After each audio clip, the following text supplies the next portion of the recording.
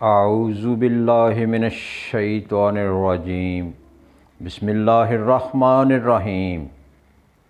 السلام علیکم ناظرین، آپ دیکھ رہے ہیں T M News TV. پیش خدمت ہے پروگرام شب و روز ڈاکٹر کے ایس بٹالوی کے ساتھ۔ نمرود، جی ہاں ناظرین، نمرود کا نام تو آپ نے یقیناً سنا ہوگا۔ نمرود تاریخ اسلام کا ایک قبیحہ ترین نام ہے۔ متکبر ترین لوگوں میں سے ایک لوگ تھا وہ۔ حضرت ابراہیم علیہ السلام نے جب تبلیغ کا سلسلہ شروع کیا، دین اسلام کی تبلیغ کا سلسلہ شروع کیا، تو سب سے پہلے اپنے والد سے کام شروع کیا۔ اپنے والد سے کہا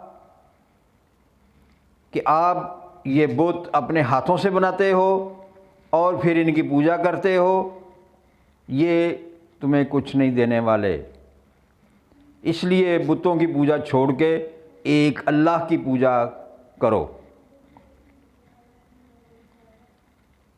یہ سلسلہ چلتا رہا،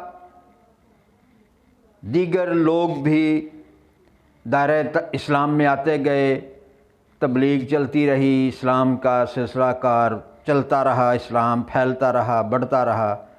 لیکن اس دور میں ایک شخص ایسا بھی تھا جو خود کو خدا کہتا تھا۔ وہ کہتا تھا میں خدا ہوں، میں انسانوں کو زندگی دیتا ہوں، میں انسانوں کو موت دیتا ہوں۔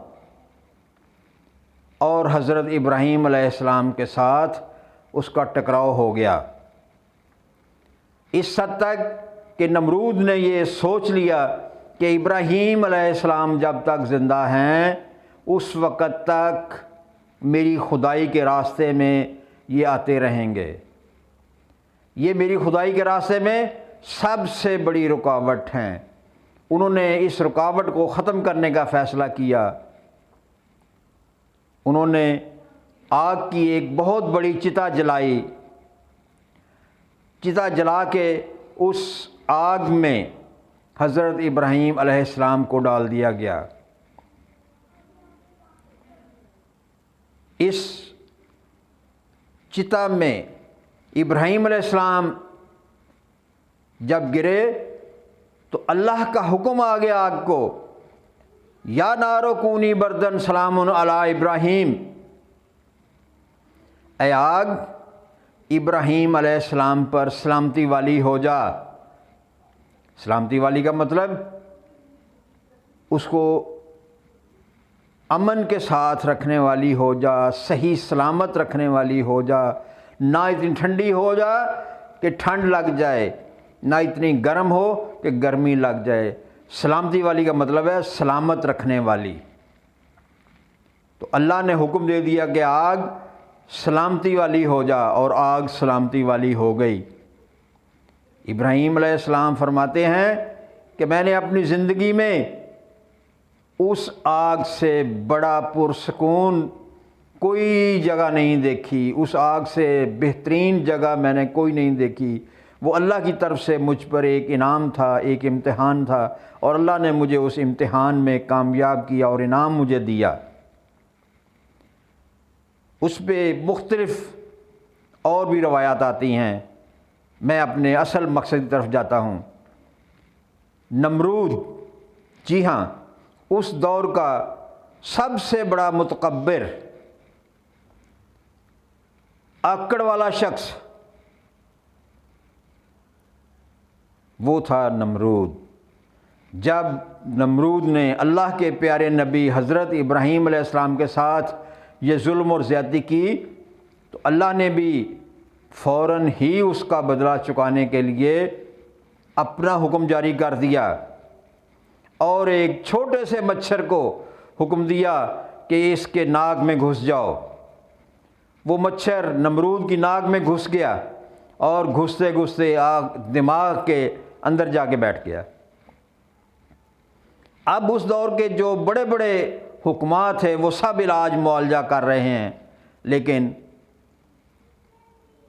شکایت رفع نہیں ہو رہی، مرض رفع نہیں ہو رہی، کیونکہ وہ ایک مچھر تھا نا، وہ کسی نے ایک ڈائلاگ بولا ہے، وہ ایک مچھر سالہ انسان کو ہجڑا بنا دیتا ہے، اور واقعہ ہی اس ایک مچھر نے نمرود جیسے متکبر کو ہجڑا بنا دیا۔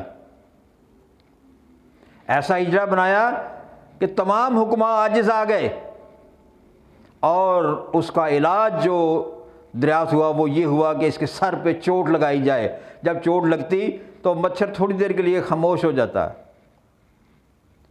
جب اس چوٹ کے اثرات ختم ہوتے تو پھر وہ بولنا شروع کر دیتا، وہ پھر ہلنا شروع کر دیتا، وہ پھر کاٹنا شروع کر دیتا۔ آخر یہ فیصلہ ہوا کہ ہر شخص جو محل میں آئے وہ آنے سے پہلے نمرود کے سر میں جوتے رسید کرے، اور مسلسل جوتے رسید ہوتے رہے۔ جب جوتے سر پہ لگ رہے ہیں اس متکبر شخص کے، اس آکڑ باز شخص کے،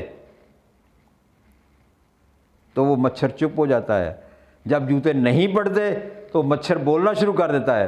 اس چھوٹے سے ایک مچھر نے، کیا ہے مچھر ایک، ہماری نظروں میں، اس قوم کی نظروں میں، اس وقت کے جو بڑے بڑے لوگ ہیں وہ کیا سمجھتے ہیں مچھر کو، مچھر کیا ہے؟ لیکن اللہ تعالیٰ کی مخلوق ہے۔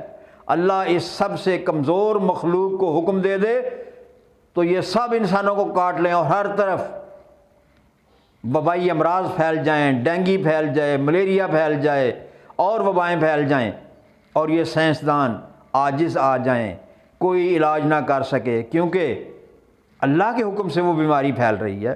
ایسے ہی اللہ کے حکم سے وہ مچھر نمرود آکڑ خان کے دماغ میں گھسا تھا، اس متکبر کے دماغ میں گھس کے بیٹھا تھا۔ وہ اللہ کا حکم تھا، وہ اللہ کا عذاب تھا۔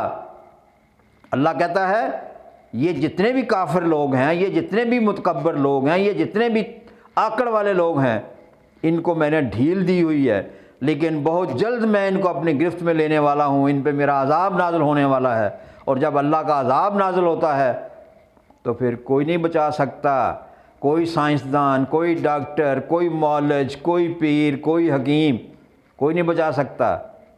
وہ اللہ کا حکم ہوتا ہے، اور یہ جو ہم بول رہے ہیں یہ بھی اللہ ہی کا حکم ہے، یہ امر ربی ہے جو بول رہا ہے۔